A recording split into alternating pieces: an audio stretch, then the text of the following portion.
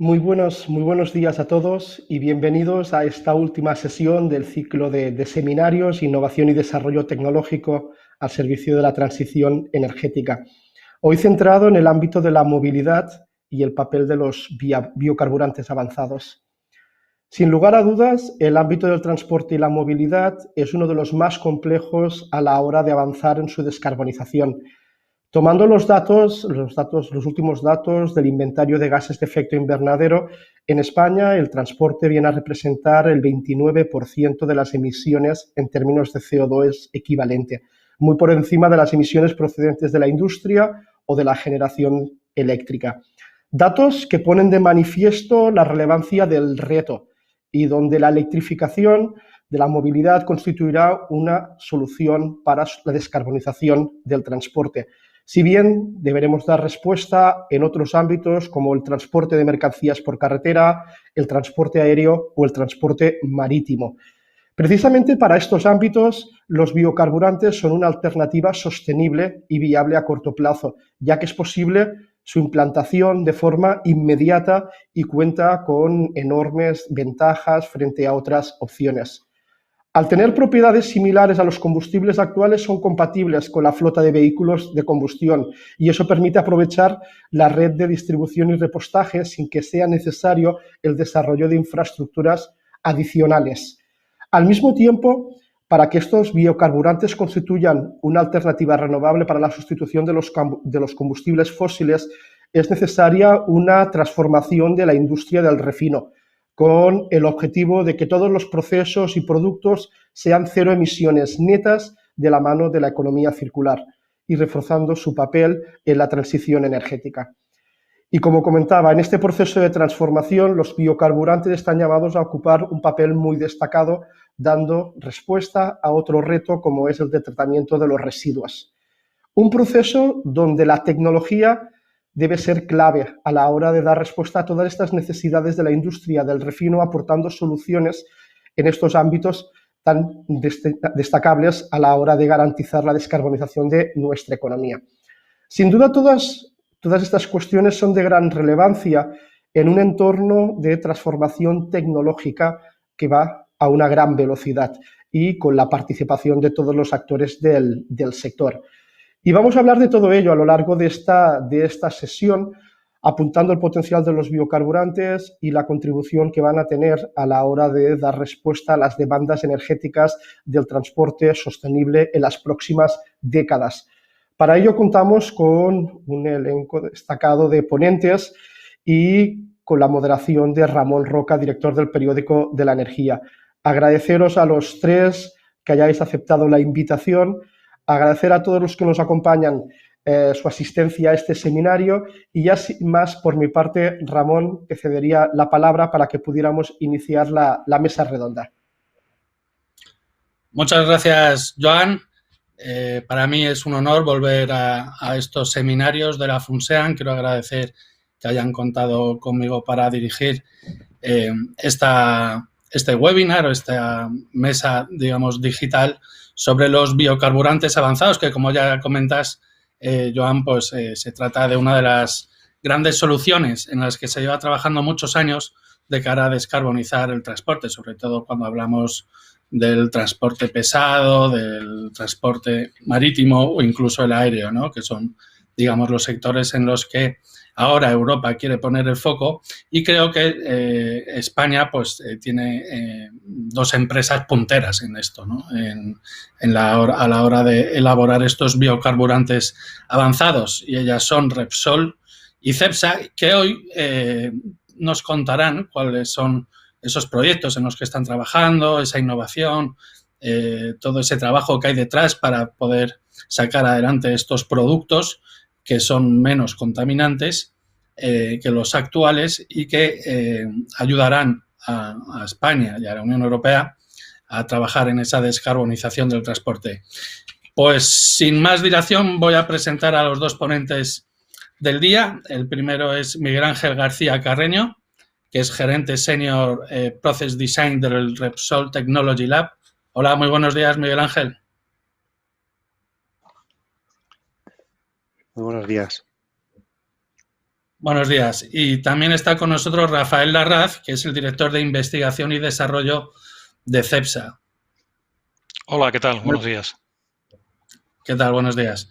Bueno, pues Miguel Ángel, si te parece, comenzamos contigo, ¿vale? Y nos cuentas un poco qué es lo que estáis haciendo ahí en Repsol y en el Repsol Technology Lab, que yo sé que es un centro muy importante para la compañía y en el que lleváis trabajando en los biocarburantes avanzados durante muchos años. Adelante. Muy bien, muchas gracias, Ramón. Y también dar las gracias a Fonsean por darme la oportunidad de mostrar unas pinceladas de lo que Repsol está trabajando en el ámbito de tecnología en este campo tan apasionante como son los biocarburantes avanzados, los biocombustibles avanzados. Eh, Primero una pincelada de lo que significa tecnología dentro de Repsol. Tecnología, o sea, la tecnología dentro de Repsol es una parte angular, una pieza angular de, de lo que es la compañía. Somos una compañía con una fuerte vocación tecnológica y aunque bueno, los combustibles es un área de la que se llevan muchas décadas trabajando. Si hablamos de biocarburantes, como la historia también tiene tiempo, ya venimos trabajando durante 2 décadas en lo que son los biocarburantes. Primero han sido los biocarburantes de primera generación, que eran todos aquellos combustibles que venían de cultivo ecológico y ahora mismo ya estamos en plena vorágine de desarrollar nuevos productos para el mercado basados en biocarburantes avanzados que están basados en el uso de residuos y de CO2 como materias primas. Pues sin más, vamos un poco a la presentación. Eh, por dar un contexto inicial, lo comentaba Joan, ¿no? La parte del transporte es una parte realmente muy importante en las emisiones de CO2 que tenemos en el inventario nacional. En el ámbito del transporte también hay que tener en cuenta que aparte del inventario nacional, tenemos unas emisiones de CO2 asociadas al transporte internacional que no computan dentro de ese 29%, pero que realmente tenemos que darle una solución. Y por contextualizar, pues bueno, la automoción o el vehículo ligero, que es ese área donde bueno, se percibe que la electrificación puede ser una solución de largo plazo para la descarbonización, pues es una parte importante de las emisiones, pero supone como del orden de 2/3 partes de lo que son las emisiones perdón, una tercera parte de lo que son las emisiones globales si tenemos en cuenta tanto la parte nacional como el transporte internacional, que son básicamente aviación y marítimo, ¿no? Si vemos un poco cómo se estructura, pues tenemos que efectivamente la parte de transporte pesado es una parte muy relevante de esas emisiones y ahí puede haber una oportunidad de electrificación, pero necesariamente va a haber una parte de biocombustibles avanzados. La parte de aviación y marino pues serán combustibles líquidos en el futuro y es importantísimo que sean de huella negativa o de huella cero o de muy bajas emisiones, pero ir sustituyendo esos combustibles que tenemos a día de hoy basados en este tipo de nuevos combustibles, ¿no? Y en el ámbito del vehículo ligero, bueno, pues yo creo que el vehículo ligero en el muy largo plazo, pues probablemente sí es cierto que acabemos en soluciones eh, donde el motor térmico pues no sea bueno, lo hayamos sustituido por motores eléctricos o motores de celda de combustible basado en hidrógeno, pero hasta llegar ahí los biocombustibles son una pieza esencial para acelerar la descarbonización, ¿no? Y pensemos que desde el punto de vista de CO2 es muy importante tener en cuenta que tan bueno es la electricidad renovable como como los combustibles líquidos, ¿no? Tan importantes son unas cosas como otras y tal el CO2, si nos fijamos en el combustible líquido, la diferencia está en que en un vehículo convencional el, el, el vehículo convencional emite CO2 en la combustión, pero los biocombustibles tienen huella negativa en el sentido de que utilizamos el CO2, ya bien sea porque se deposita en forma biológica en las materias primas que se utiliza o bien sea cuando hacemos combustibles sintéticos porque se captura del aire o se utiliza CO2 biogénico, y ese es luego el CO2 que se libera en el vehículo. Pero a efectos de emisiones, de balance global de emisiones, es una tecnología de cero emisiones, e incluso hay tecnologías de biocombustibles que son de emisiones negativas. Si vamos, si seguimos adelante en la presentación, veremos que además tienen una ventaja que también ha comentado Joan, y es que respecto a otras líneas como la electricidad o el hidrógeno, es una línea de combustibles que permite utilizar la logística existente, ¿no? La parte de lo que son todo lo que son red de oleoductos, gasolinera, motor térmico, todo eso está, no hay que hacer absolutamente nada. Lo único que hay que centrarse en producir esos combustibles de bajo huella de carbono, ya bien sea a partir de residuos o a partir de hidrógeno, ¿no? En el ámbito del vehículo eléctrico y vehículo de hidrógeno necesitamos desarrollar tanto la electricidad o el hidrógeno como toda la logística asociada al vehículo eléctrico y al vehículo de hidrógeno, muy importante. Repsol participa ahí, por supuesto, pero es una forma que tenemos también de catalizar y agilizar ese proceso de descarbonización si jugamos con todos los combustibles posibles. Si vamos, si ya hacemos foco en los biocombustibles, vamos a ver que tenemos que tenemos que ver dos cosas muy importantes. Primero, la materia prima. Segundo, las tecnologías. Si hablamos de materias primas, la realidad es que hay una cantidad de residuos muy importante y una tipología muy amplia. En este ejercicio muy de síntesis me centraré en 4. Pero son bastante más los residuos que hay, y la disponibilidad de residuos es una disponibilidad francamente importante.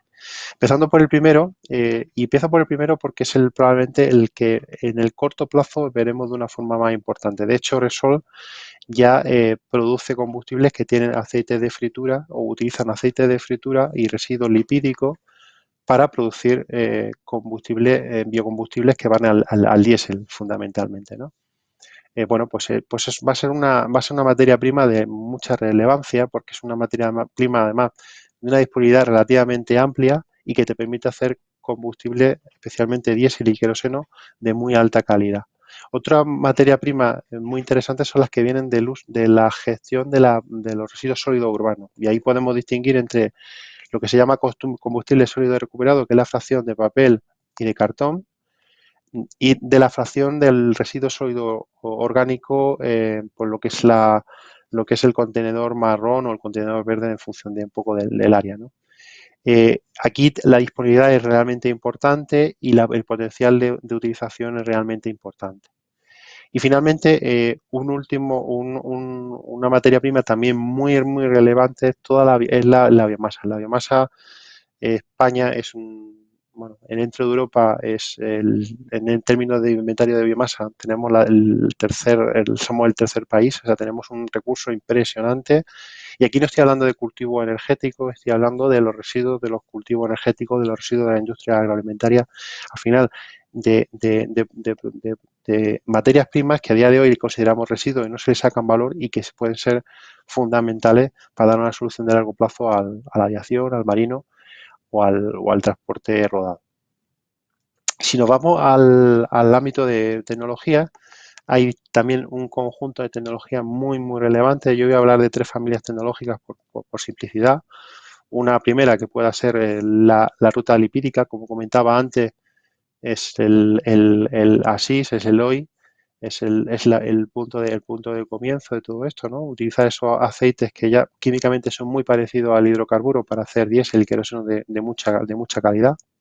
Una segunda ruta que tiene que ver con rutas termoquímicas, y cuando hablo de rutas termoquímicas me estoy refiriendo a gasificaciones, a pirólisis, básicamente tratamientos en las que a base de temperatura, presión y catalizador convierte un residuo en un producto que ya se parece mucho a un hidrocarburo y que por tanto se puede utilizar como un hidrocarburo.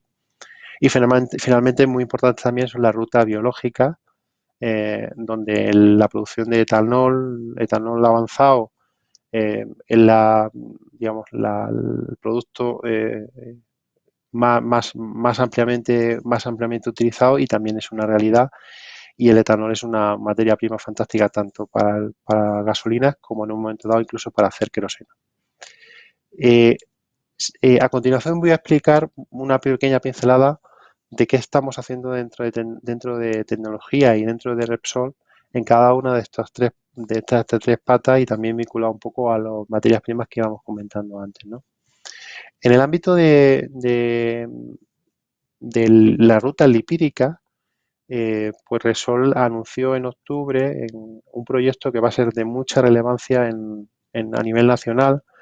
Es un proyecto que es una planta nueva de producción de HVO y de biojet 100% que se está construyendo en Cartagena y que permitirá producir biojet y biodiesel para uso en automoción o en transporte pesado, con una huella de CO2 pues prácticamente cero, en volúmenes muy relevantes.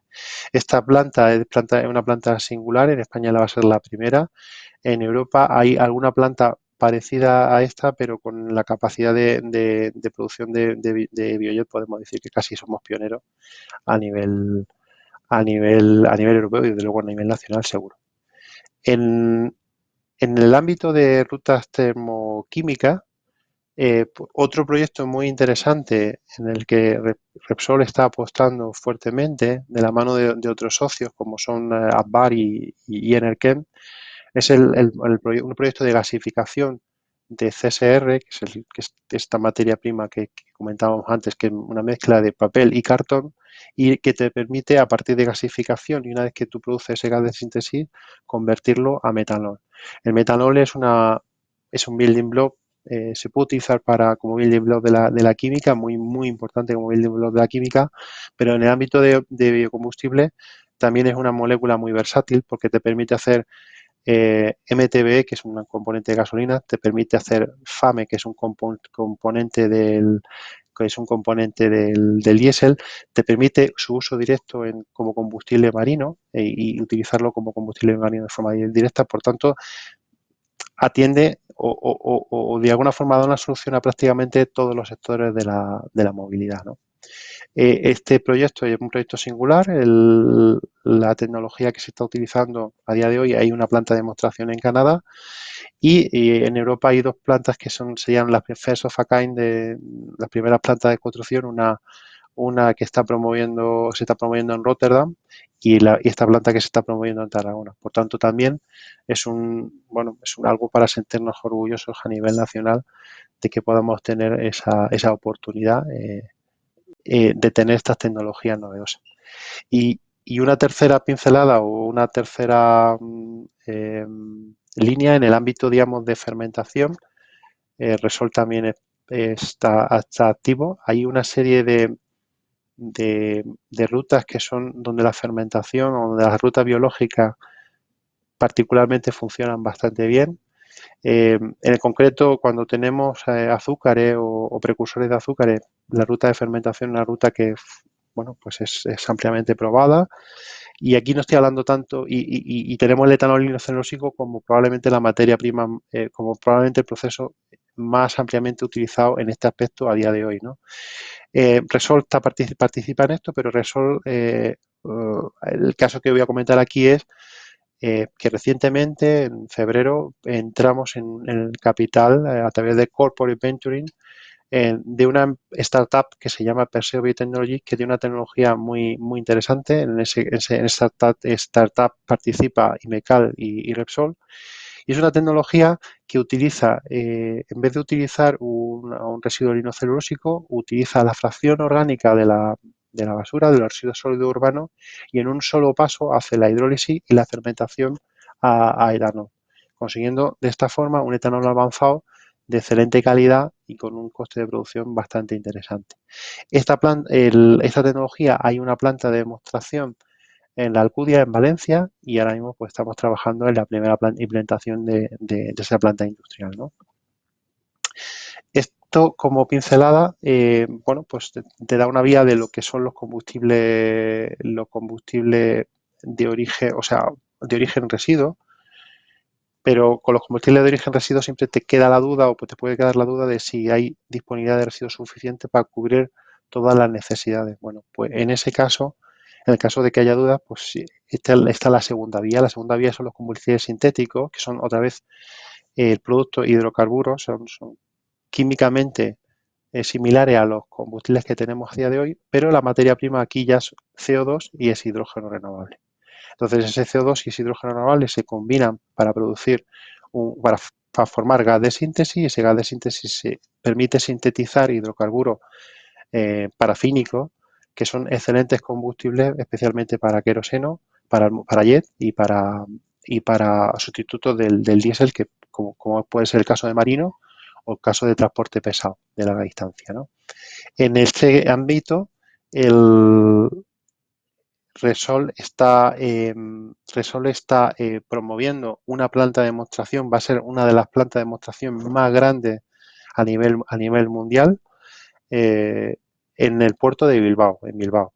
Es una planta de demostración donde se van a producir hasta 2.000 toneladas año de combustible sintético producido a partir de hidrógeno renovable, hidrógeno electrolítico, y a partir de CO2 que se captura ya en la refinería de Petronor y se va a utilizar para producir estos combustibles renovables en modo demostrativo, de forma que vamos a poder probar la aplicación de estos combustibles, que va a ser un poco la nueva ola, la nueva generación de combustibles que vamos a tener en los finales de la presente década. Bueno, con todo esto, una serie de conclusiones finales para ir cerrando. En primer lugar, llamar la atención de que los combustibles líquidos siguen siendo importantes. Entonces, lo que tenemos que trabajar es en la descarbonización de esos combustibles, y eso participa del uso de materias primas diferentes al petróleo, al crudo convencional, utilizando residuos y utilizando CO2, ¿no? Esto nos permite generar productos que químicamente son idénticos a lo que tenemos a día de hoy, con lo cual nos permite aprovechar la infraestructura y los vehículos actuales. Es decir, es una solución para el vehículo antiguo, para el vehículo que recién acabamos de comprar, pero que sigue siendo gasolina o que sigue siendo diésel o sigue siendo un híbrido, porque los híbridos también son al final utilizan combustibles hidrocarburos como base energética, aunque son más eficientes, y nos permite descarbonizarlos de forma radical, o sea, de una forma automática. Un tercer atributo muy importante, y es que aquí tenemos una solución para todos los sectores, no solamente para el vehículo ligero, pero muy especialmente para aquellos sectores que son muy difíciles de electrificar, como la aviación, ¿no? Un cuarto atributo es que al final los hidrocarburos tienen una propiedad que es muy interesante respecto a otras opciones, y es que tiene una densidad energética muy elevada, ¿no? Esto en el ámbito de transporte de muy larga distancia o que lleva mucha carga es que es fundamental. De forma que en el largo plazo es la solución realmente para la solución para marino y para aviación. Desde el punto de vista de disponibilidad, no hay problema tampoco. Hay una disponibilidad muy elevada de residuos que nos permiten cubrir prácticamente la totalidad de las necesidades, pero además tenemos la oportunidad de utilizar y de producir combustibles sintéticos, donde utilizamos hidrógeno renovable a partir de electricidad renovable, con lo cual a partir de ahí el potencial es ilimitado, no hay problema tampoco por ese punto.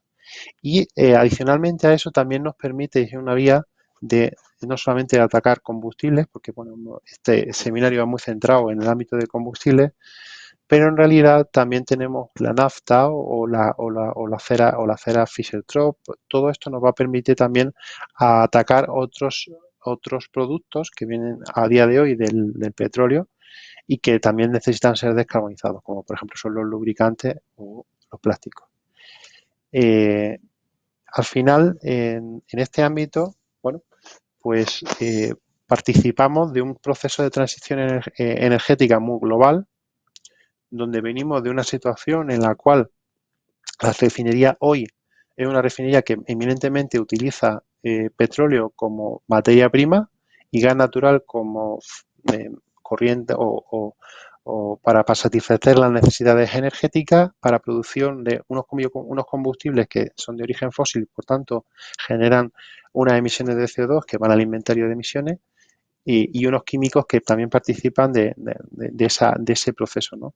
Esto se va a ir descarbonizando poco a poco, progresivamente, pero la foto final es una refinería, es decir, el concepto de refinería se va a transformar, pero no se va a eliminar, al menos es la visión que tenemos desde Repsol. Y en esa visión, bueno, las materias primas serán residuos de distinta naturaleza y electricidad renovable, biogás.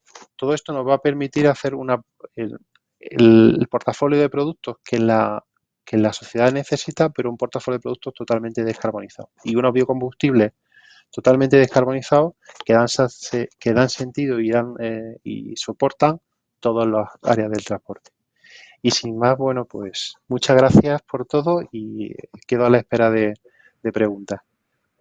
Muchas gracias. Muchas gracias, Miguel Ángel, por haber explicado también pues todos estos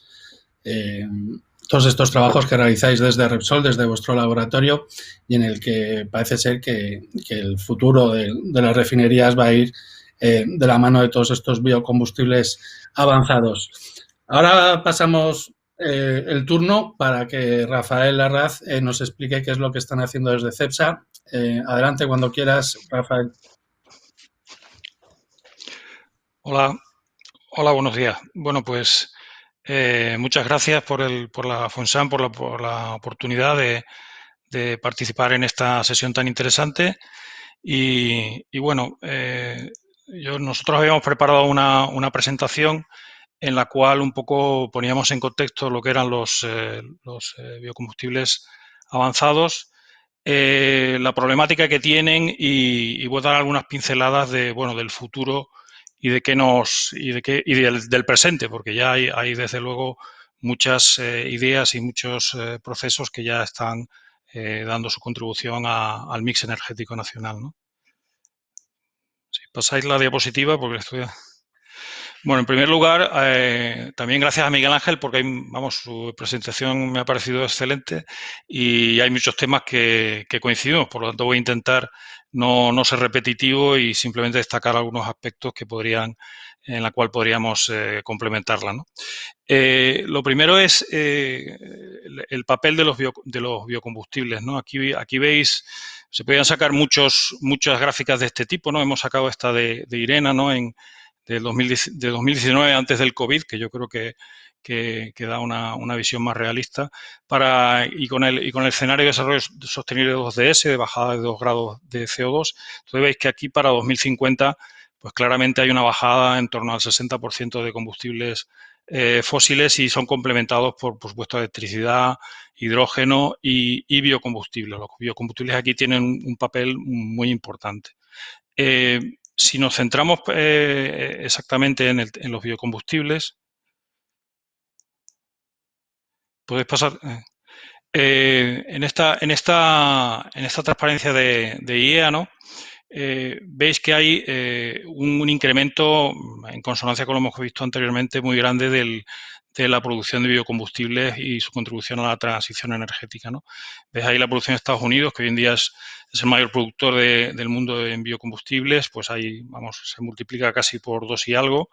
Brasil también, que tradicionalmente ha sido el segundo productor mundial, pues también casi duplica su producción. Europa, que ha tenido un papel muy importante en el mundo como activador del uso de los biocombustibles, ¿no? Pues también casi triplica su contribución. Y luego otros países como Sudeste Asiático, China, hay una previsión muy, en mi opinión, optimista, pero bueno, muy, muy interesante de que hay una gran producción en China de biocombustibles, ¿no?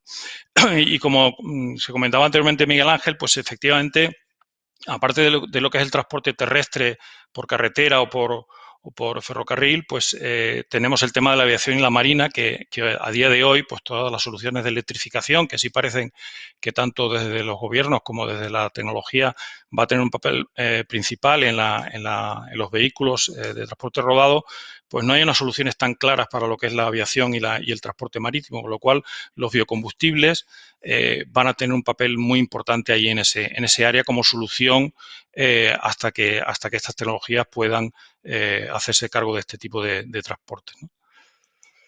Si nos centramos en los biocombustibles avanzados, pues bueno, biocombustibles, ¿qué es un biocombustible avanzado?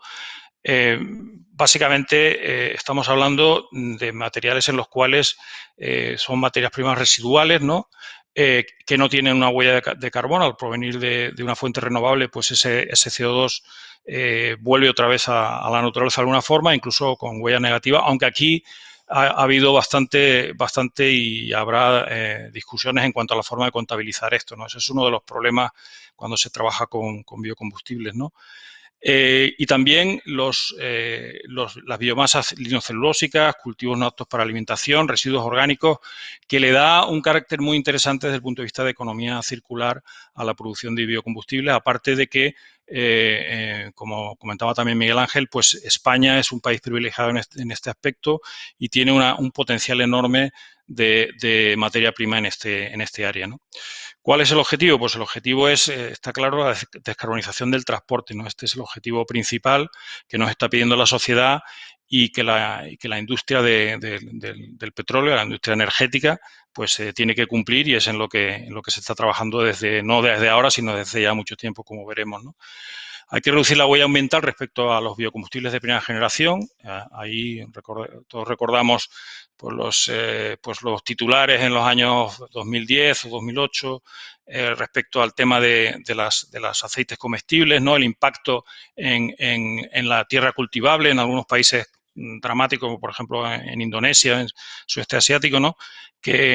Bueno, que también han dado un poco de mala prensa al biocombustible, pero que cuando se han corregido vía legislación y vía normativa, pues yo creo que le confiere al biocombustible un papel de una alternativa muy, muy viable y muy sostenible para resolver el problema de descarbonización del transporte, ¿no?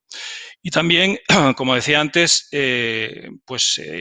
contribuye significativamente a la economía circular, ¿no? Todos estos residuos que hoy en día no se valorizan o se valorizan de una forma energética de baja calidad, pues se pueden introducir de nuevo en el proceso productivo y cumplir unos objetivos principales que tenemos hoy en día en nuestra sociedad, como que es que ser lo más circulares posibles, ¿no? Que las materias primas vuelvan al proceso productivo y de alguna forma frenar esta emisión de CO2 que ocurre con el desarrollo de la economía y con las necesidades que tenemos como sociedad, ¿no? ¿Qué retos tienen los biocombustibles avanzados como implantación? Bueno, la regulación, ¿no? Ahora hablaremos un poquito de la regulación.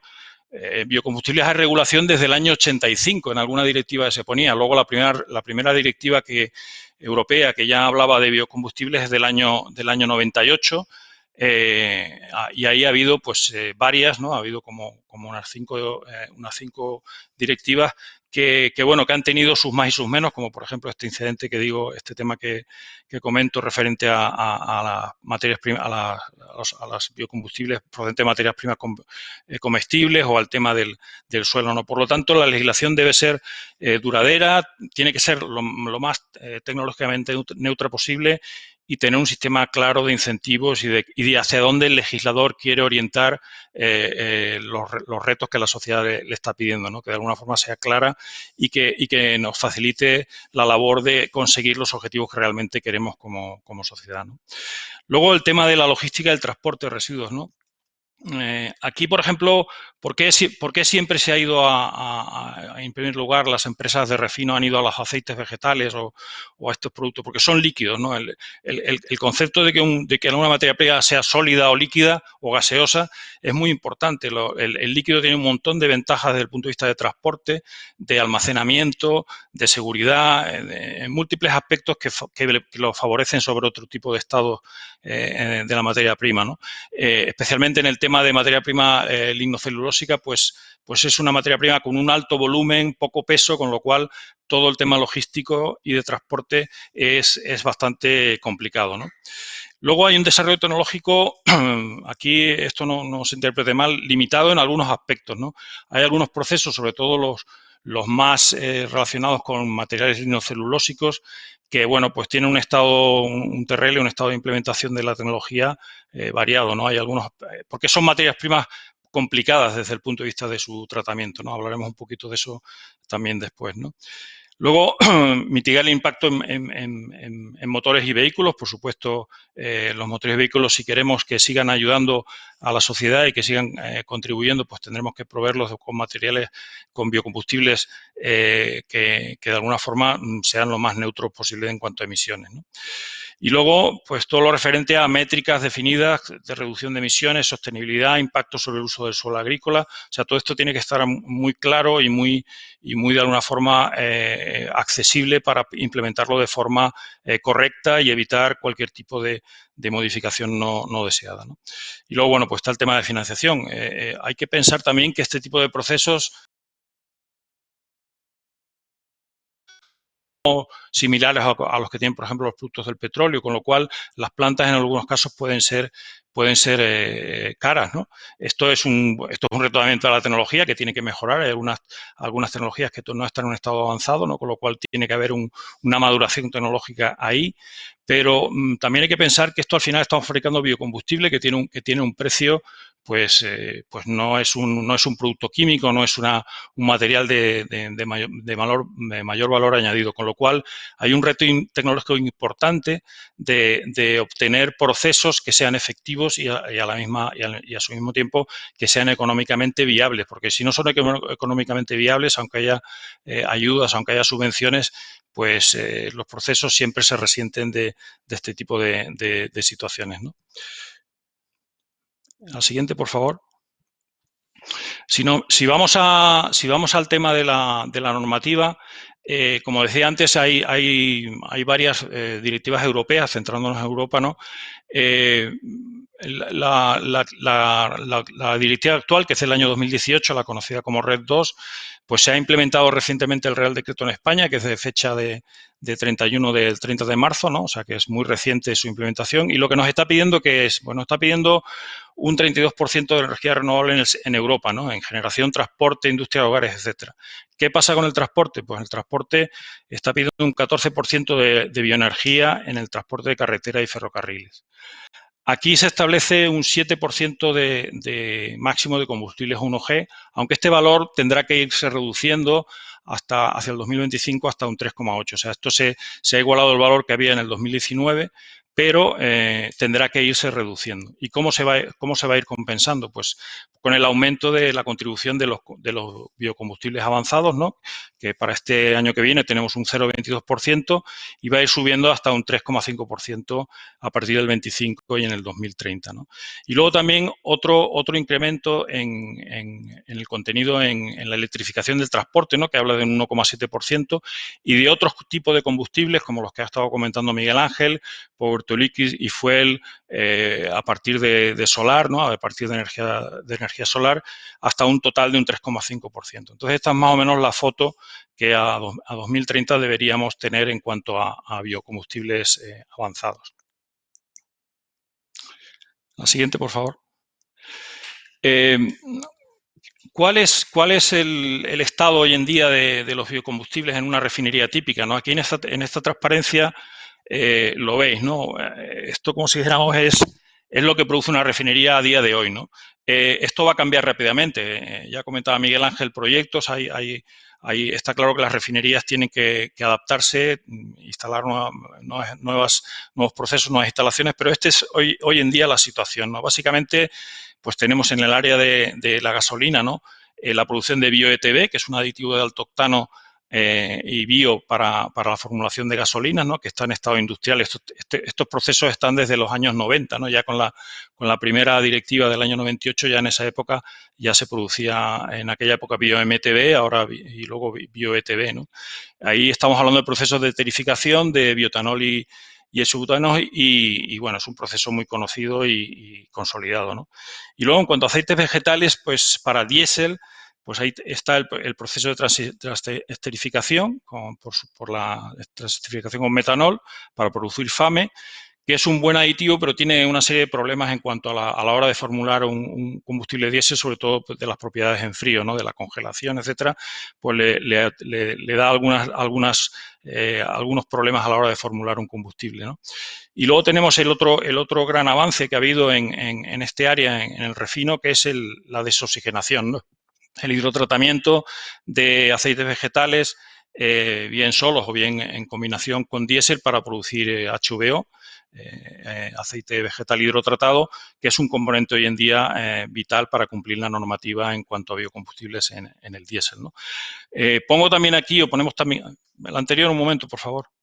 Ponemos también aquí, porque bueno, ya ha habido en varias refinerías, nosotros también, pues para fabricar bioqueroseno, ¿no? Hoy en día el bioqueroseno, el biojet, al igual que el tema de los combustibles marinos, pues es el gran, donde está uno de los focos, ¿no? De la emisión de CO2 en la aviación, pues requiere de nuevos combustibles. Estos combustibles son muy delicados debido al carácter de este transporte, ¿no?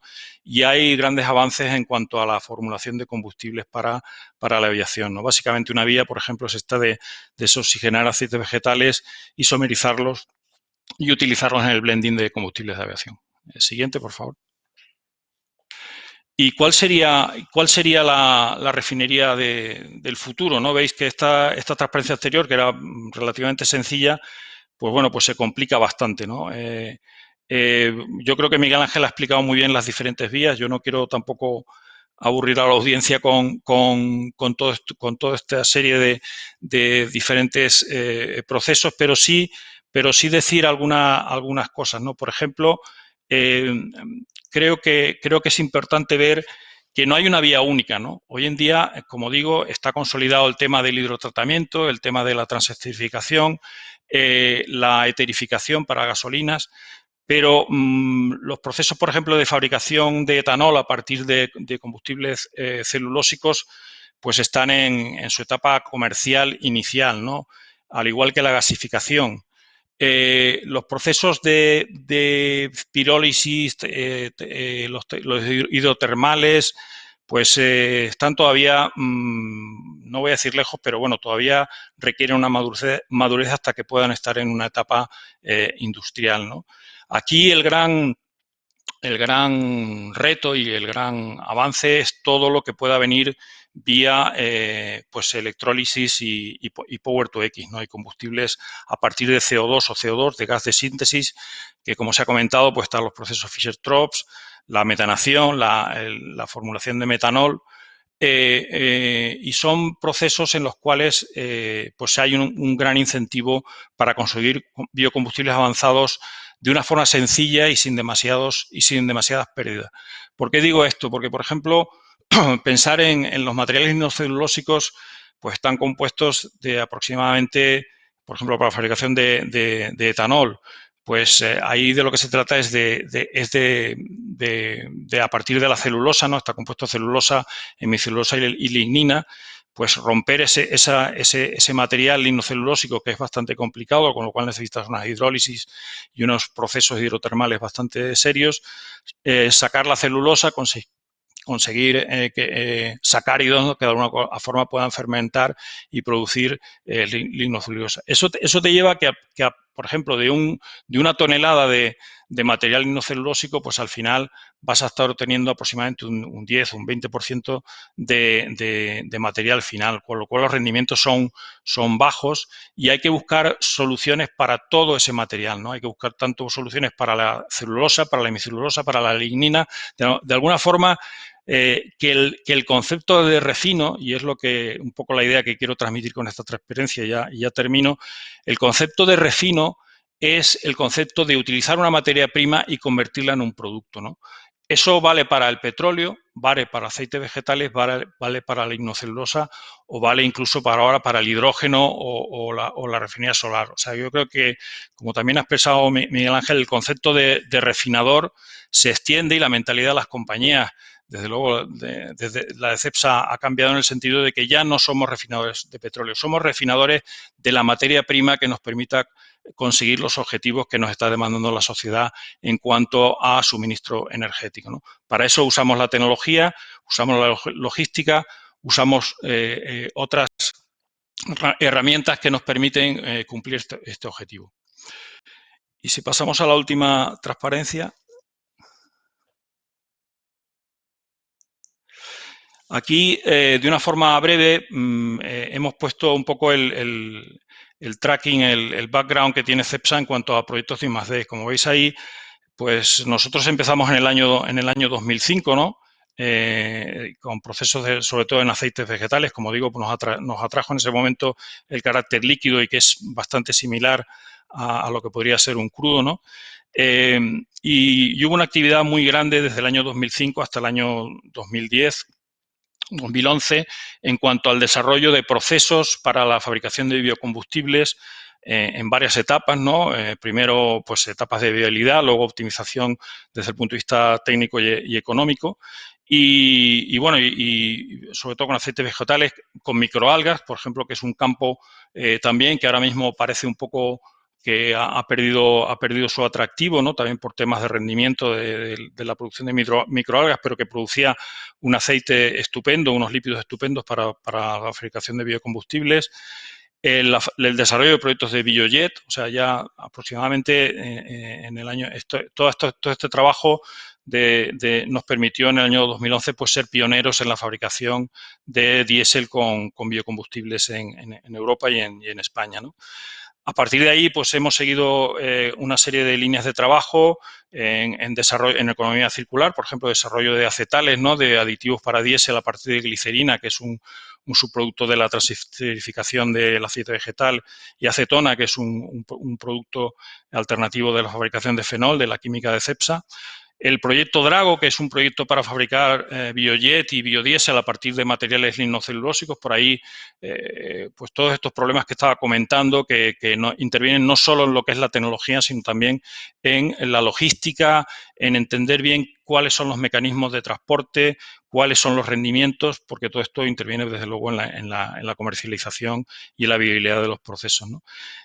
También hemos hecho incursiones en la química, ¿no? Por ejemplo, el Biolab. Lab es el alquilbenceno lineal, que es una materia prima para la fabricación de detergentes, de la cual Cepsa es el líder mundial, tanto desde el punto de vista de la tecnología que licenciamos conjuntamente con UOP, como desde el punto de vista de producción.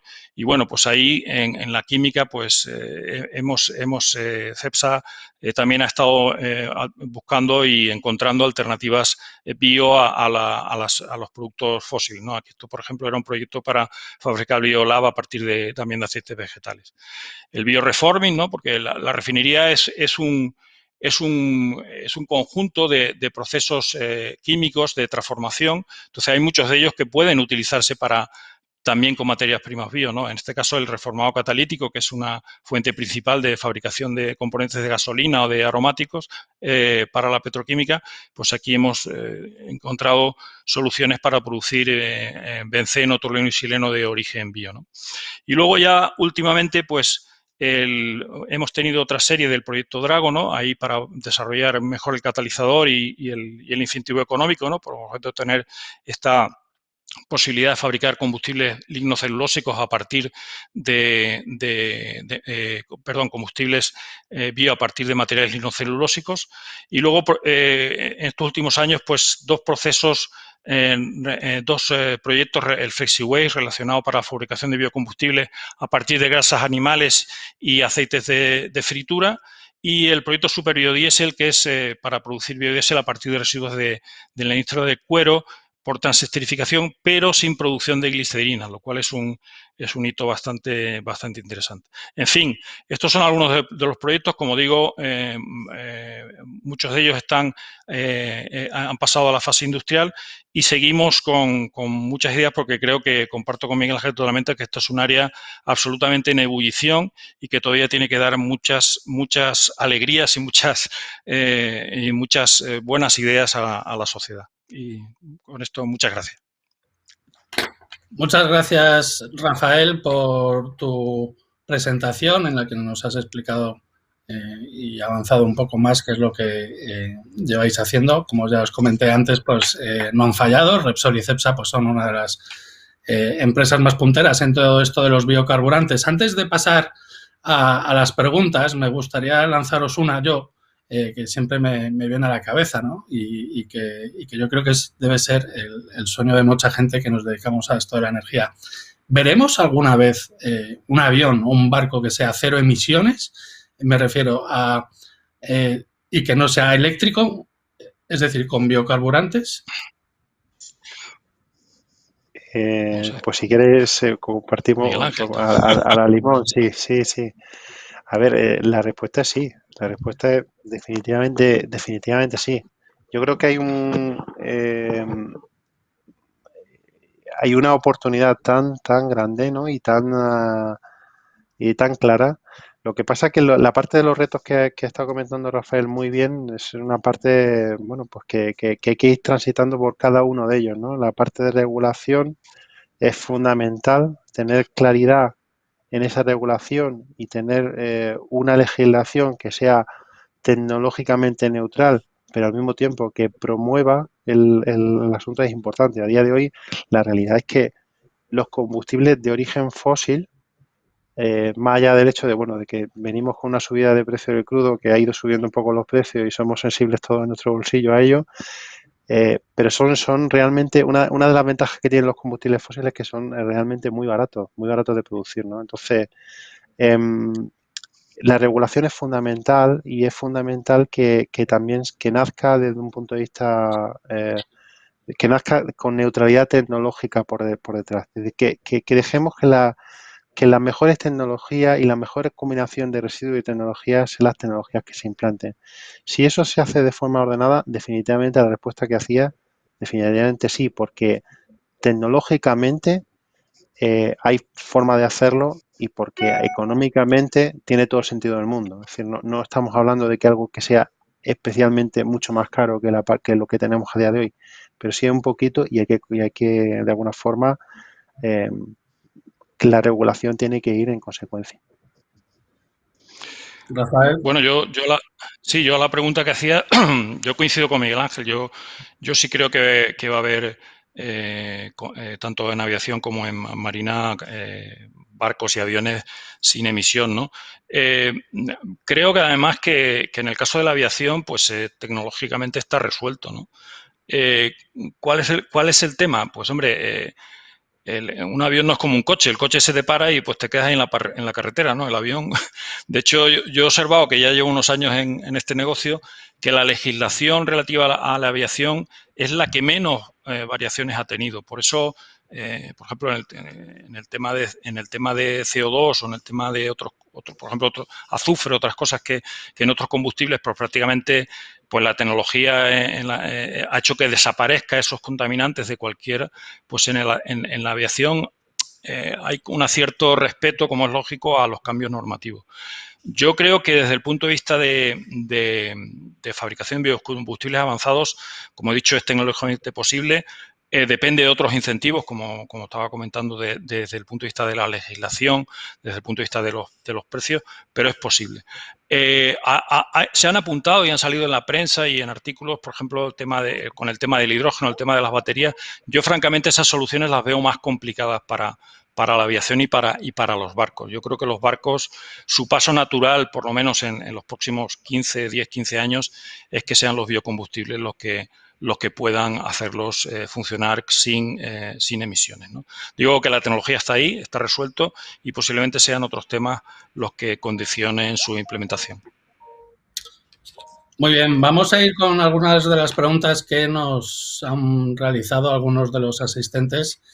Vamos a comenzar con Javier Gil, que le pregunta, es una pregunta más directa a Miguel Ángel: ¿qué materias primas incluidas en el anexo 9A de la directiva va a procesar la planta 100% HVO en Cartagena? ¿Qué nos puedes contar al respecto, Miguel Ángel? Bueno, la planta de HVO de Cartagena, la pregunta está muy bien formulada, y además viene de alguien que conoce bien el tema, con lo cual pues es una satisfacción, ¿no?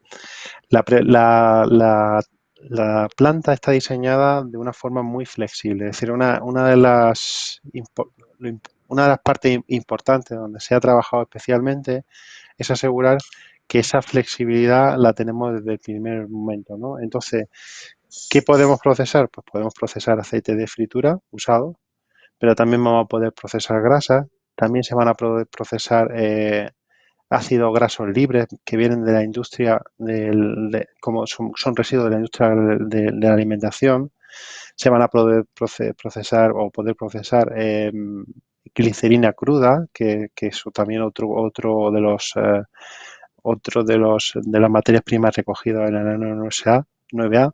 Por tanto, todas aquellas fracciones lípidas que tiene esa naturaleza lípida o la glicerina, que al final, bueno, es un grupo alcohólico, pero que también es hidrogenable, se podrán tratar en esa planta de Cartagena, y todo dependerá un poco de la disponibilidad. O sea, una cosa que comentaba Rafael que es muy, muy relevante son las cadenas de valor, ¿no? Las cadenas de suministro de esas materias primas, ¿no?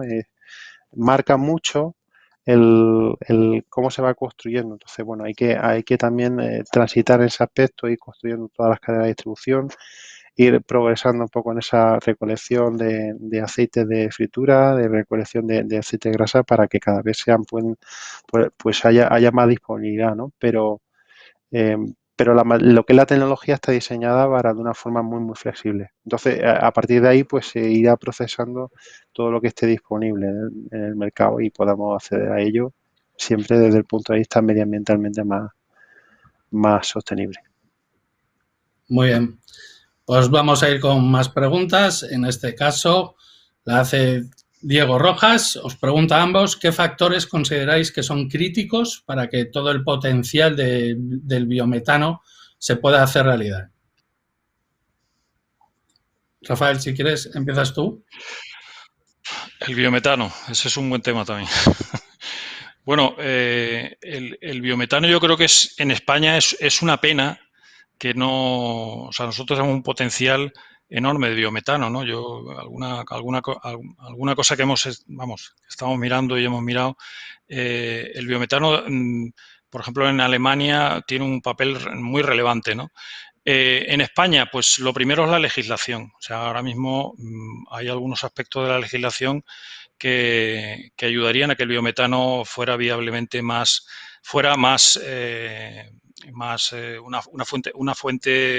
un biocombustible más viable, ¿no?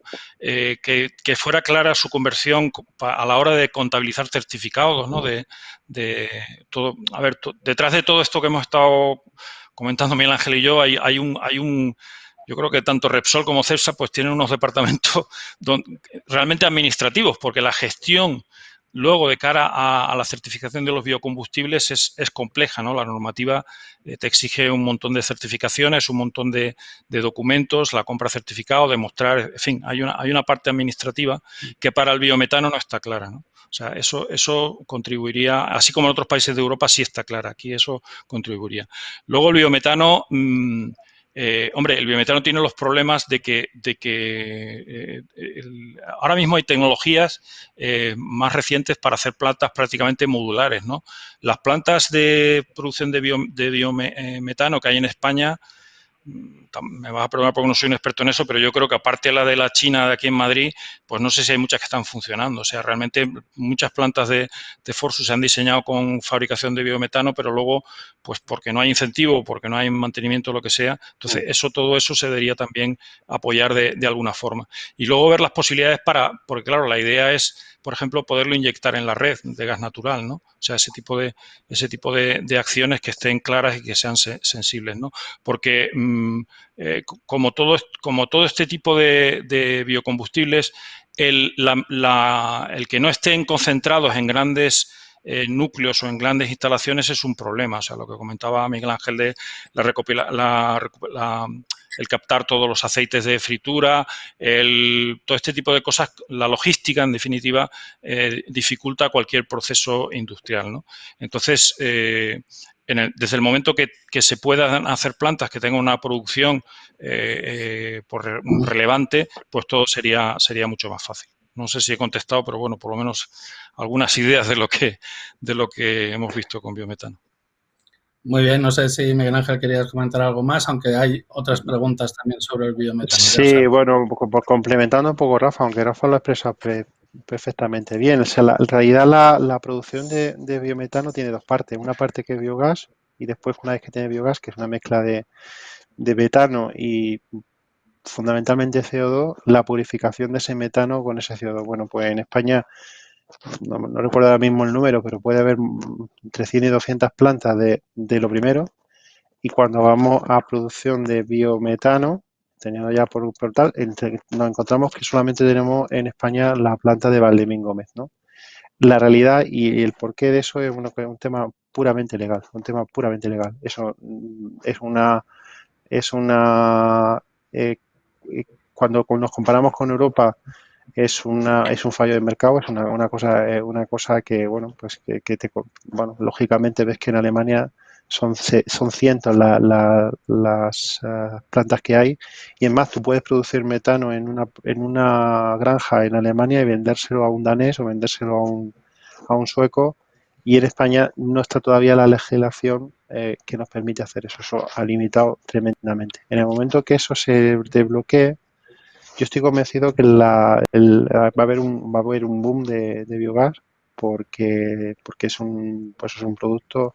Primero, tenemos un potencial muy elevado de producción de biogás. Segundo, los fundamentales que hay económicos del uso del biogás hoy en día ya existen, ya hay empresas por las cuales le interesa utilizarlo para sustituir y reducir sus emisiones de CO2 en forma de ahorro en emisiones de ETS, pero el concepto de biogás vehicular también es un concepto que entendido como biocombustible para movilidad, también es un concepto que tiene todo el sentido del mundo. Entonces, por tanto, a día de hoy hay una barrera legal, por lo menos para la producción de biogás a partir de las rutas más convencionales. Muy bien, vamos con más preguntas que nos han hecho los asistentes. Gustavo Ramírez pregunta a ambos cómo ayudan a descarbonizar la atmósfera los biocarburantes no sintéticos, digamos que es carbono ya en estado sólido que se quema y emite a la atmósfera. ¿Qué podéis decir? Los no sintéticos. Sí. Pues es que parece que los sintéticos no está claro. Cuando estamos hablando de no sintéticos, la realidad es que el potencial es incluso mayor que el caso de los sintéticos, porque podemos llegar incluso a emisiones negativas. ¿Cómo se puede hacer esto? Pues es muy fácil. Si al final tú tienes un CO2, ese CO2 es capturado a nivel fotoquímico por un árbol, ¿no? Y acabas teniendo un residuo linocelulósico. Si ese residuo linocelulósico parte del CO2 lo utilizas, parte de esa energía que está conferida, está en forma química, porque lo que hace el CO2 al final es ser un carrier de esa energía, pero una energía solar. La utilizas para movilidad y otra parte de ese CO2 lo inmovilizas, por ejemplo, como coque para remediación de suelo, algo que, por ejemplo, te permiten hacer las tecnologías de pirólisis, que te dan un combustible líquido y al mismo tiempo un char, pues automáticamente lo que estás haciendo con este proceso es dando una solución a la movilidad y además de emisiones netas negativas, porque en todo el proceso la emisión es negativa, ¿no? Es el concepto como comentaba yo al principio de mi presentación. Entendamos todo esto como un inventario global. El CO2 es un problema, no es un problema local, no es un problema de mi atmósfera, pero el pueblo del vecino tiene una atmósfera diferente, no es un problema es un problema global, y lo que tenemos que tratar es que ese inventario de carbono que tenemos en la atmósfera pues vaya bajando y esto lo conseguimos con los combustibles de origen biogénico no sintético. Sí, vamos, lo he comentado.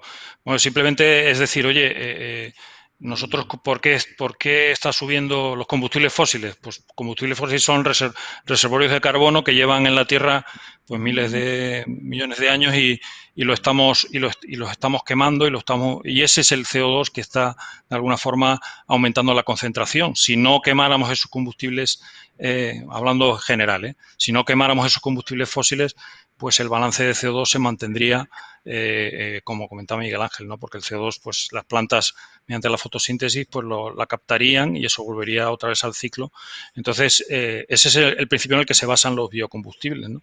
Luego, como comentaba antes un poco, ese concepto inicial, sencillo y circular, pues ha habido que irle poniendo coto, ¿no? Porque, pues bueno, el tema de, claro, si tú la tierra pues la dedicas toda a fabricar cultivos para luego hacer biocombustible, pues estás de alguna forma rompiendo ese equilibrio. Si, en fin, si todo ese tipo de cosas es lo que ha habido que ir matizando con los biocombustibles, pero creo que a día de hoy en la normativa está muy claro y está muy recogido. Yo quería decir, por ejemplo, que hay un dato que me viene a la cabeza ahora, que aproximadamente en el mundo el 3% de la superficie cultivable se dedica a biocombustibles, ¿no? Eso está de alguna forma controlado y hoy en día, y no quiero defender los 1G ni quiero entrar en ese tipo de, bueno, si hace falta entramos en lo que sea, pero hoy en día los aceites que vienen en 1G pues sí tienen unas certificaciones y sí tienen unas normativas que garantizan que, oye, pues que su emisión de CO2 en su fabricación pues es mínima y es neutra, ¿no? O sea, yo creo que la legislación o el legislador cometió un error en ese, vamos, con todo el respeto, cometió algunas salvedades a la hora de las primeras normativas, pero eso se ha corregido perfectamente. Hoy en día, como digo, hay muchísimas certificaciones que apoyan que esos productos pues cumplen con toda la normativa y son neutros en CO2, ¿no? Uh-huh. Antes de continuar con más preguntas de los asistentes, a mí se me viene a la cabeza porque mañana la Comisión Europea va a sacar su nuevo paquete denominado Fit for 55, que se pone como objetivo reducir las emisiones hasta un 55% hasta 2030. Y entiendo que el papel de los biocombustibles pues, va a ser mucho mayor de lo que ha sido hasta ahora. ¿Qué esperáis vosotros de esta nueva normativa que se va a negociar en la Unión Europea y que puede dar un empujón a los biocarburantes avanzados? Pues, bueno, si me permites, yo creo que antes lo hemos comentado los dos. Yo lo que espero es claridad y que de alguna forma la normativa ayude, ¿no? Si os fijáis, el abanico de producción de biocombustibles es muy amplio, ¿no? O sea, hay muchísimos procesos, hay muchísimas oportunidades, ¿no? Entonces yo creo que no sé si en este caso de mañana o en esta normativa, pero sí sería muy relevante que el papel de los asesores científicos y el papel también de la industria como tal, ¿no? en ese tipo de negociaciones se escuche, porque yo creo que a día de hoy la industria de la energía, ¿no? Vamos a llamarla, porque ya no es industria del petróleo, es industria de la energía, está plenamente consciente de dónde estamos, los problemas que afrontamos como planeta, diría yo, en cuanto a CO2 y a emisiones. Y cualquier CEO de cualquier compañía, Repsol, Cepsa, BP, el que sea, tiene clarísimo lo que es la agenda, lo que son los objetivos ESG, lo que es la agenda sostenible y por dónde va el mundo, ¿no? Entonces yo creo que también sería conveniente que se escuche a la industria, que se escuche a los científicos y que las normativas que salgan sean lo más rápidamente implementables posible. No sé si Miguel Ángel quieres comentar algo. Bueno, totalmente de acuerdo con lo que dice Rafael. Al final, el sector del oil and gas muchas veces se utiliza o se percibe como un sector, bueno, que profundamente que es el problema o que es el agente a atacar y a veces no se escucha, ¿no? La recepción o la sensibilidad que tenemos es que no se escucha lo que hay que escuchar a la industria. Y Rafael lo ha dicho perfectamente. Es decir, dentro de todas las compañías están haciendo un ejercicio realmente impresionante de transformación y de asumir riesgos para dar soluciones cada vez más sostenibles, cada vez mejores, ¿no? Para hacer una implementación de grandes proyectos industriales, que es lo que realmente necesitamos para empezar a producir grandísimos volúmenes de bioqueroseno, de combustibles marinos, de combustible de transporte pesado, al final necesitas que haya certidumbre, ¿no? en el ámbito también normativo, ¿no? Y que haya una señal de ambición, ¿no?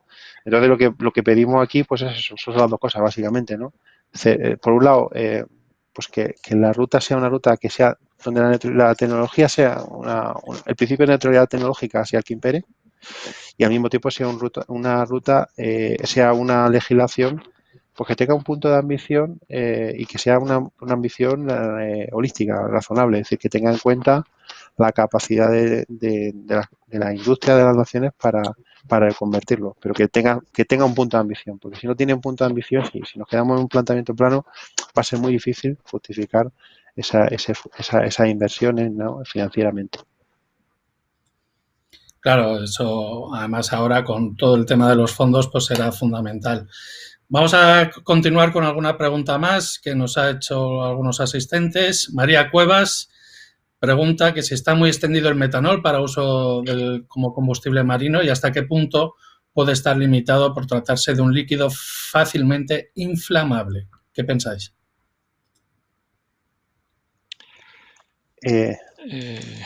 Pues yo, Bueno, yo tengo que reconocer que no tengo demasiada información sobre el uso del metanol como combustible marino, ¿no? No sí, sé si Miguel Ángel tiene más información. si queréis lo comento yo. Al principio, el punto de partida es que el marino es probablemente el sector más versátil a la hora de utilizar combustible. El combustible convencional en el ámbito marino solo fue el óleo, pero una gran cantidad de barcos se mueven con gasóleo y una cantidad importante, estamos hablando de un 5, un 10%, se mueven con metano.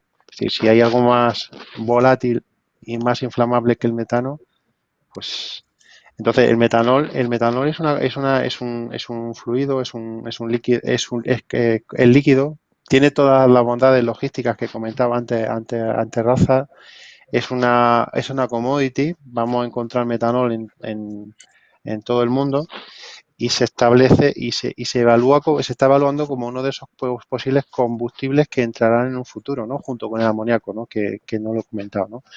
El amoníaco y el metanol como combustibles que junto con lo que sería un fuel oil, pero ya de naturaleza de una naturaleza sostenible, ¿no? O más sostenible, y un gasóleo, también un biocarburante en forma de gasóleo, y junto con un gas natural, que puede ser incluso un biogás natural, pues será el conjunto, digamos, de combustible, el mix que se va a mover el mundo marino en el futuro, ¿no?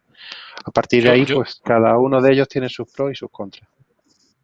Si me permites un comentario sobre este tema, a ver, nosotros en CEPSA pues somos líderes en bunkering, ¿no? Pues estamos en Canarias, en Puerto. Entonces, yo creo que hay un concepto que por lo menos yo me hago a veces que es, o sea, por ejemplo, si estamos oyendo hablar del amoníaco relacionado con el hidrógeno verde, ¿no? Como combustible, como acumulador de hidrógeno y como combustible marino, pero el metanol es una molécula noble, por decirlo de alguna forma, ¿no? Aparte de que pues se tiene normalmente como es uno de los productos que se obtiene a partir del gas de síntesis, ¿no? Antes comentaba Miguel Ángel el proceso Fischer-Tropsch, bueno, pues entonces es una molécula que vale mucho dinero. O sea, el metanol es además, existe toda una química del metanol para producir productos químicos, los productos químicos petroquímicos, o oleoquímicos, o bioquímicos, como queramos llamarlos, ¿no? Entonces son productos de un alto valor añadido. Entonces, a mí siempre me parece un poco este ejercicio de decir,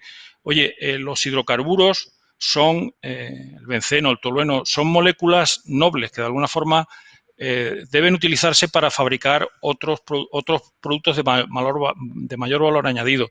Quemar metanol, me parece desde el punto de vista económico, pues hombre, por supuesto que es viable, ¿no? Pero no me parece el mejor destino para una molécula como esa. Me refiero desde el punto de vista de quemarla, ¿no? De que debería pensarse en otros usos más de mayor valor añadido, como digo, como pueden ser los petroquímicos. Es una reflexión personal, no es nada, no quiero decir nada en contra pero que desde luego el metanol pues no sería una molécula en la cual yo pensaría para quemarla en un barco, ¿no? Muy bien, vamos con más preguntas. Herman Benning os pregunta ¿cómo veis el potencial y las perspectivas de la generación de biometano por digestión anaeróbica de los residuos orgánicos y el uso del biometano tanto como BioGNC o BioGNL en España? Pues es un poco lo que hablábamos antes. En el momento que la legislación se abra, y esto esperemos que pase en meses, ¿no? La oportunidad va a haber un momento de un futuro brillante para este producto, ¿no? La realidad es que en el momento que tú puedes producir un gas natural o algo equivalente a un gas natural y puedes inyectarlo a la red, automáticamente vía certificación puedes ponerlo en cualquier punto, ¿no? Y tiene todo el sentido del mundo utilizarlo para movilidad, ya sea en movilidad marina o sea movilidad de vehículo rodado. Yo totalmente de acuerdo. Yo creo que cumple, o sea, que desde el momento que se resuelva ese tema o que se facilite desde el punto de vista legal, pues existen las infraestructuras necesarias para que, como antes, yo creo que hemos comentado los dos, España tiene un potencial muy grande y podríamos ser una potencia en este tipo de uso, ¿no? Uh-huh. Otra pregunta, en este caso de Carlos Valls, os pregunta que si, como he comentado yo antes, si los fondos europeos pueden ser una oportunidad para avanzar en el grado de madurez de estas tecnologías y en los proyectos que habéis presentado hoy. Bueno, está claro que los fondos europeos pues son un incentivo muy, muy grande, ¿no? para las compañías, porque como digo, todos estos procesos requieren cambios tecnológicos que no son gratis, ¿no? Son procesos en algunos casos complicados, ¿no? Yo creo que los fondos tiene que haber también, o se está trabajando mucho, ¿no? para que haya una claridad desde el punto de vista de las convocatorias, los objetivos, los criterios de adjudicación, ¿no? Y desde luego para que vayan a los proyectos que aporten más a nivel nacional, ¿no? Y eso nos obliga a las compañías a formar consorcios interesantes, a ser agresivos y a ser ambiciosos a la hora de plantear proyectos que merezcan la financiación. Yo creo que es una parte fundamental que va a ser un dinamizador de la economía y de la industria en España. Yo desde aquí reclamo también el papel de la industria, ¿no? que creo que es un estabilizador de la economía a nivel nacional y bueno, tenemos ejemplos recientes, con lo cual es una oportunidad muy buena para España para potenciar estas nuevas tecnologías y ser líderes en nuevas tecnologías. También hay que pensar en que los proyectos sean viables, o sea, que el efecto incentivador de estos fondos ayuden a desarrollar las tecnologías, pero que después de ese efecto incentivador los procesos y los proyectos sean viables económicamente. Porque de nada vale financiar un proyecto si luego en unos años, por lo que sea, cuando ya se acabe ese efecto, no haya más fondos o lo que sea, pues el proyecto se pare. O sea, tenemos que pensar en proyectos que sean viables a largo plazo y que esta financiación ayude a despegar y a lo mejor en algunos casos a madurar tanto tecnológicamente como económicamente a estos proyectos. Totalmente de acuerdo contigo, Rafael. La realidad es que los fondos, vamos, las tecnologías que se están implantando son tecnologías que con el marco legislativo adecuado, y hablábamos del biogás, son rentables en el largo plazo, van a generar riqueza, van a generar empleo y al mismo tiempo van a resolver una necesidad de largo plazo de la economía española y hablábamos antes del potencial que tiene España en este aspecto, que es un potencial, digamos, de primera referencia, porque la combinación que tenemos de biomasa, de electricidad renovable, de distinto tipo, verdaderamente estamos en una posición privilegiada para poder sacar de ello hacer de ello una gran oportunidad de proyecto país, ¿no? Respecto a este tema, ¿no? Pero en ese sentido es muy importante que el legislador no se olvide de la necesidad de los biocarburantes avanzados, porque sí que es verdad que, bueno, pues lo que va saliendo es que se están apuntando pues que los fondos van a ir a solucionar muchas partes, dar muchas soluciones, pero en la parte de biocarburantes avanzados sí que hay un punto de cierto, o sea, se está llevando o se está llevando a otros áreas y un poco la parte de biocarburantes avanzados parece que al final parece que el patito feo, ¿no? Yo creo que desde aquí romper una lanza en este aspecto. Tenemos una oportunidad tremenda como país, no es una oportunidad de compañía, es una oportunidad verdaderamente de país, de traccionar todo y desarrollar toda una cadena de valor agua arriba de lo que es la industria final de transformación que pueda ser una refinería, con mucho empleo en la España rural, en la España vaciada, ¿no? Asociado a darle un sentido a esa biomasa que ahora mismo se queda en un campo, o darle un sentido a esos residuos sólidos urbanos que muchas veces no sabe muy bien qué hacer con ellos y acaba incinerándolos para producir electricidad con unos rendimientos energéticos desastrosos. Bueno, pues saquemos partido de todo eso y utilicemos esa oportunidad, y los fondos FITE desde luego son los fondos que pues puede ayudar a posicionarnos como país en la primera línea de lanza. Sin duda esa era una Totalmente de de acuerdo. las cuestiones que quería comentar, el tema de la España vaciada, esa oportunidad que se le presenta también con los biocarburantes avanzados y aprovechar toda esta economía circular de los residuos. Pero también es muy importante, ¿no?, la formación y para poder crear ese empleo que sea de calidad. ¿Qué hacéis, por ejemplo, vosotros en formar a vuestros trabajadores en esto o incluso a alumnos de distintas escuelas? Bueno, pues empiezo yo. Bueno, en CEPSA tenemos varias iniciativas, ¿no? Desde el punto de vista de formación interna, como también de formación de universitarios, ¿no? Tanto en el centro de investigación como en todos nuestros centros productivos, como también aquí en las oficinas, ¿no? Hay un programa que ya lleva, creo que estamos en la 4ª generación y que permite acceder a jóvenes titulados, y muchos de ellos ahora mismo pues son compañeros que están rindiendo, ¿no? Desde ese punto de vista, yo creo que se da una oportunidad a las zonas adyacentes a nuestros centros productivos para que las personas que viven ahí puedan acceder a puestos de trabajo de la industria y con una alta proyección tecnológica, ¿no? Luego, CEPSA, desde el punto de vista de investigación, pues nosotros hace muchos años que estamos en diferentes programas de colaboración, ¿no? Y yo quisiera destacar el tema del concepto de la tesis doctoral industrial, ¿no? A nosotros nos ha dado un resultado estupendo el trabajar con las universidades desarrollando tesis doctorales conjuntas, con la formación de investigadores que no solo pues consiguen su tesis doctoral, sino que también pues entran en contacto con lo que es una empresa productiva con los retos que ellos suponen, ¿no? Y luego me gustaría mucho destacar el tema de transformación digital, ¿no? Yo creo que la transformación digital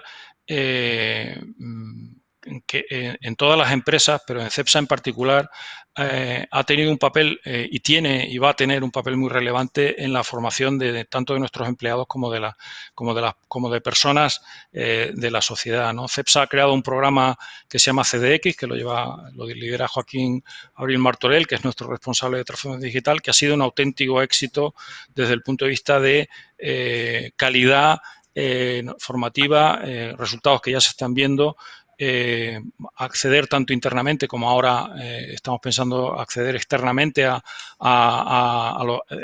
las sociedades cercanas a los centros productivos, en Algeciras, en Huelva, en Andalucía en general y en Canarias.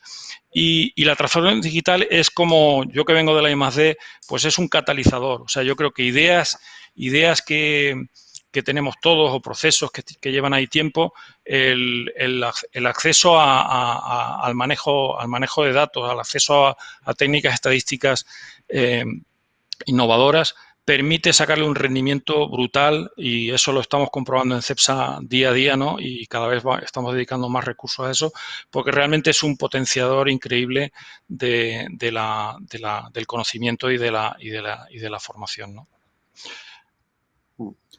No sé, Miguel Ángel, si Por quieres parte, comentar algo sí, rápido que nos quedando ya sin tiempo. claro, una pincelada muy rápida, porque la posición en este sentido de Repsol es bastante parecida. Coincido con Rafa en la importancia de la formación en el ámbito digital, ¿no?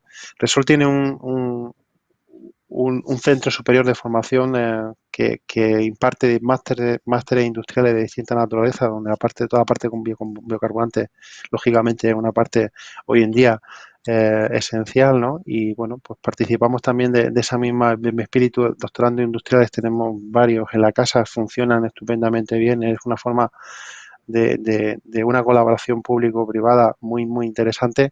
Y únicamente por apuntar algo adicional que seguramente también en CEPSA se trabaja mucho, es la formación profesional dual, el FP dual, que también es una vía interesantísima y que se utiliza tanto en el ámbito de tecnología como los complejos para formación de nuevos profesionales en el ámbito también de este tipo de tecnologías que son, ya digo, son necesarias, incipientes y van a demandar mucho empleo en el futuro. Muy bien, una última pregunta que ha entrado hace poco y ya acabamos.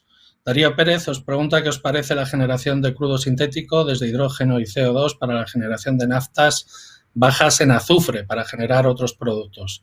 ¿Será para generar también querosenos sintéticos, plásticos? ¿Qué podéis comentar? Bueno, pues yo comento un poco el proyecto que he comentado antes de la presentación, a ver, la utilización de CO2 e hidrógeno y ir a un planteamiento sintético te abre todas las posibilidades que tiene ahora mismo el petróleo. Quiere decir que a partir de ahí, pues todas las aplicaciones que tiene el petróleo las se cubren, ¿no? Eso pasa lógicamente también por las naftas, ¿no? Y el uso en las naftas de Fischer-Tropsch son naftas que desde el punto de vista de un cracker petroquímico rinden excepcionalmente bien, especialmente si lo que va buscando son etileno y polietileno, básicamente olefinas, ¿no? Bueno, es cambiar el crudo convencional por un crudo sintético y a partir de ahí todas las oportunidades. Sí, sí, esa tecnología, como dice Miguel Ángel, bueno, y le deseo todos los éxitos en esa planta que van a arrancar, es muy antigua, porque el Fischer-Tropsch es una tecnología, pues bueno, oye, los alemanes fabricaban así sus combustibles en la Segunda Guerra Mundial, en Sudáfrica. Es una tecnología que prácticamente te permite fabricar el crudo a medida, ¿no? La reacción se puede de alguna forma parametrizar y puedes conseguir diferentes contenidos, sobre todo en hidrocarburos parafínicos, ¿no? En ceras, ¿no? Y te permite obtener prácticamente cualquier tipo de producto y además sin ningún tipo de contaminante. O sea, esos productos salen directamente sin contaminaciones de azufre u otros contaminantes. Hasta ahora, el gran problema de esta tecnología es el alto precio de la fabricación del gas de síntesis, ¿no? También las plantas de Fischer-Tropsch son inversiones altas, pero sobre todo la gasificación y la obtención del gas de síntesis pues era muy caro, ¿no? Ahora mismo, todas estas nuevas ideas del power to fuels o power to chemicals, pues la obtención de hidrógeno verde en condiciones económicas interesantes y la obtención de CO2 en la refinería a partir de emisiones, ¿no? Permitiría obtener un gas de síntesis y aplicando Fischer-Tropsch. Son aplicaciones que ya estamos estudiando, ¿no? Ya hay casos concretos y que están muy próximas a ser efectivamente comercialmente interesantes, con lo cual se abre una vía estupenda para obtener un combustible de muy alta calidad y sin los problemas que tiene el crudo, ¿no? Pues muchas gracias, Rafael y Miguel Ángel. Se nos ha acabado ya el tiempo. Vamos a tener que dar paso a Joan Batalla para que cierre este seminario. Lo dicho, muchas gracias a los dos. Joan, te dejamos la palabra para que pongas la guinda al pastel. Muchísimas gracias, Ramón. Muchísimas gracias, Rafael, Miguel Ángel. Sinceramente, creo que ha sido muy interesante. Agradeceros que hayáis compartido con todos nosotros todo ese detalle y ese conocimiento de las diferentes iniciativas que estáis impulsando, tanto a nivel de Repsol como de Cepsa. Yo creo que el mensaje y la conclusión como mínimo con la que me he quedado yo es ese proceso de transformación del sector energético, en particular de las plantas de refino, convirtiéndose en polos energéticos capaces de tratar cualquier tipo de residuo orgánico y convertirlos en combustibles de baja huella de carbono. Ya sin más, son los últimos minutos, solo apuntar, y yo creo que es muy relevante, lo comentaban los dos ponentes, el tema de que existen múltiples rutas para la descarbonización, no hay una solución única. Yo sí que creo que a raíz de los diferentes seminarios, especialmente también en este, con el que cerramos el ciclo de conferencias, lo que sí que se ha puesto en común en todos y cada uno de los seminarios es la relevancia de la innovación y el desarrollo tecnológico, aportando soluciones en todos y cada uno de estos escenarios de descarbonización, en todas y cada una de estas rutas, tanto para el sector eléctrico, para las renovables eléctricas, como para los biocarburantes, biogases, como para lo que es los carburantes avanzados. Nada, sin más, agradecer a todos vuestra asistencia, vuestra participación.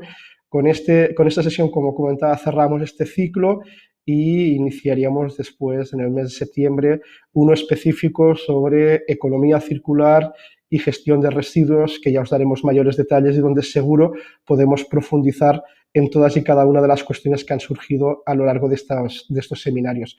Muchísimas gracias a todos y desearos unas felices vacaciones y nos vemos en un nuevo ciclo de seminarios a la vuelta de vacaciones. Muchísimas gracias.